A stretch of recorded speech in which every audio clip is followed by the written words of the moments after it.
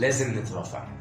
سيد الرئيس، إن قضيتنا اليوم ليست قضية شخص وشخص، ولا قضية حزب وحزب، وإنما هي كرامة أمة بأكملها، أمة انهالت عليها كلاب ضالة مستغلة لحظات ضعف وهوان، أمة تنصل لها أعداؤها كالذئاب المفترسة حتى يقتلوا فيها كل نخوة وأمان، أمة كانت وتكون وستبقى ما دامت دنيا الإنسان.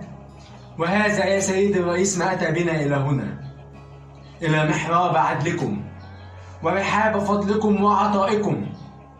جئنا لأن نرسي حواجز وجسور وأسوار للظلم وأصحابه، وأن نبعث رسالة مفادها أننا لا ننسى، لا يمكن أن ننسى كرامة أمتنا ومصريتنا ولو بعد أعوام وأعوام.